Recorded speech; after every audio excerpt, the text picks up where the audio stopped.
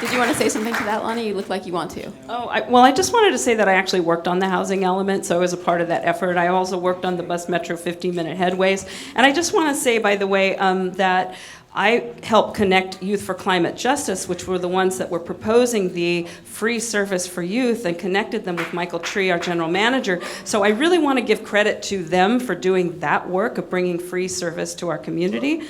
And then just, again, another point about where to build houses. We've got workforce housing on public lands like Emmeline, Live Oak School. We've got Metro to build houses there. Fully support that and work on that.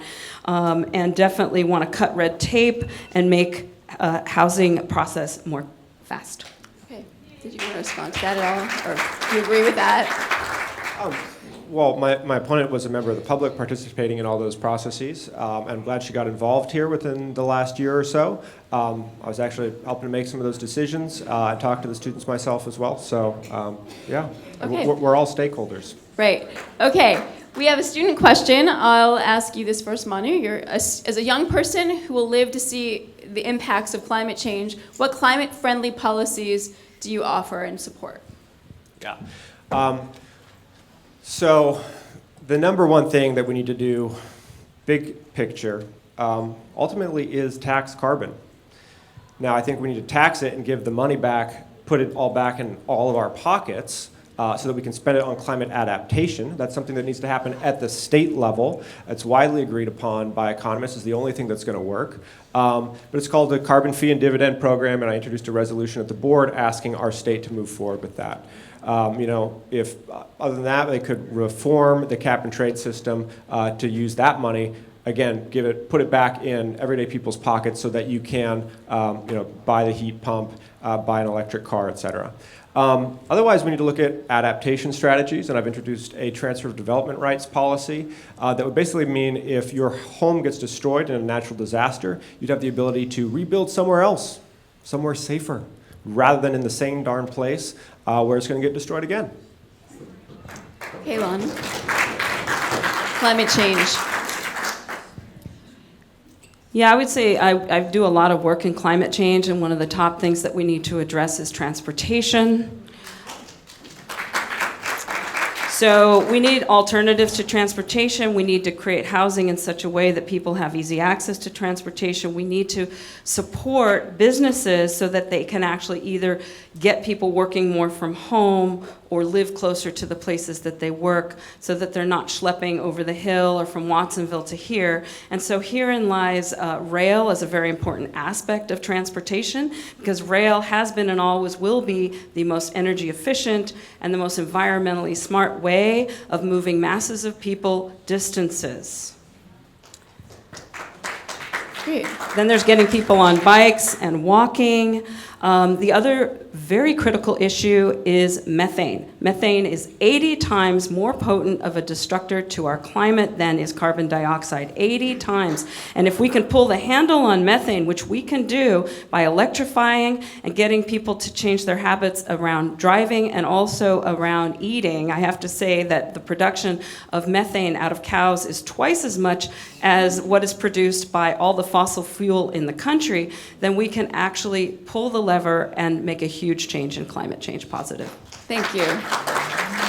Okay, we're reaching our end. I want to say there are quite a number of specific questions about rail trail, just to bring that up. There's lots of people asking about some things like that, about very specific, and a couple of specifics in the district. So those questions that we don't answer tonight, I will hand off to our political reporter, politics and reporter Chris Neely, who will be moderating the next debate, and he will pick those up in his reporting. The very last question for you is, and I think I'll start with Lonnie, is that you've been really critical of your opponent, of Manu, tonight, and I'm wondering if there are any policies of his that you like and would support. Well, again, I'm just a voice, a conduit through which people have spoken to me, okay? Policies that I like, I think that we agree on making things faster in the planning department, right? I've talked to a lot of developers throughout the community, and especially small town developers. What I would say is I want to put more power in our local developers' projects. local owners, local developers, people that own a house and want to build something in their backyard. And I talked to a neighbor just down the street, and he's like, it's taken me 5 years to do the thing in the backyard, but the developer down the street, it only takes them 1.5 years. So we really need to put the power in the pockets and the people locally. And I have some various ideas, which I haven't gone into, we can talk about that later, which is really bring empowerment and money locally. I also want to see that if we can, for example, people that own second and third and fourth homes, they have vacation rentals, can we create taxation that will help improve our affordable housing issues? Okay, so Manu, I guess you didn't quite answer everything that you I'm like sorry. about him, but maybe you could talk about, I don't know, some things that you think that you like about what Lonnie has put forward, and also things that you think that you're in agreement with. Well, I mean, I think you've heard tonight that my opponent pretty much supports my policies on housing, homelessness, and transportation. I mean, the only thing she's been critical about is that I'm not doing enough, apparently, on the rail trail. And yet, at our last Regional Transportation Commission meeting on Thursday, we were moving forward with the environmental impact report for passenger rail as quickly as government process will allow.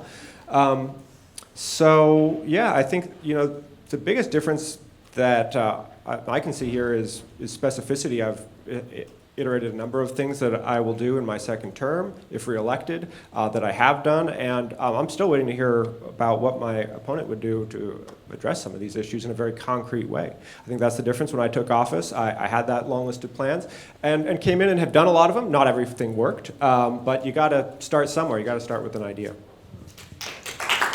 Okay.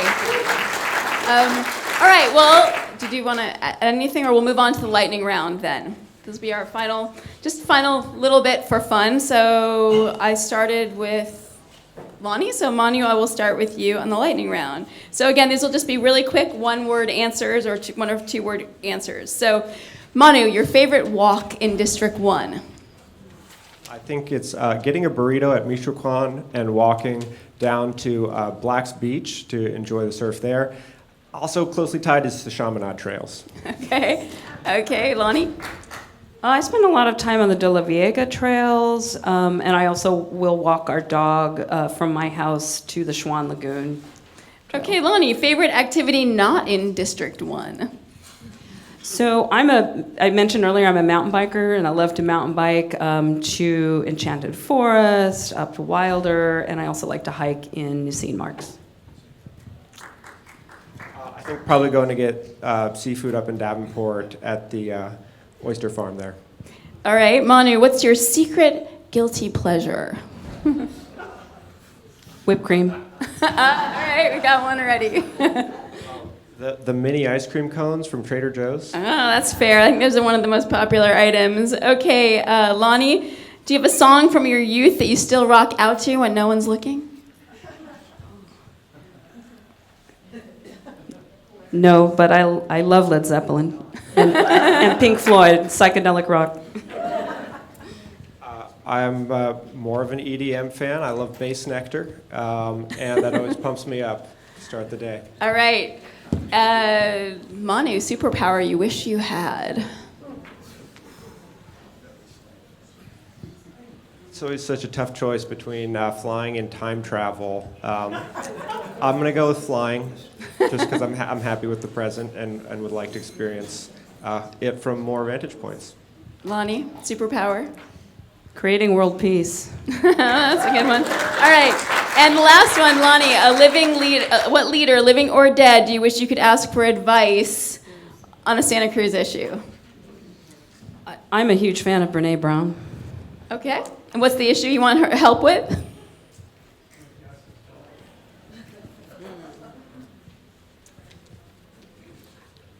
How can we all just get along? Manu?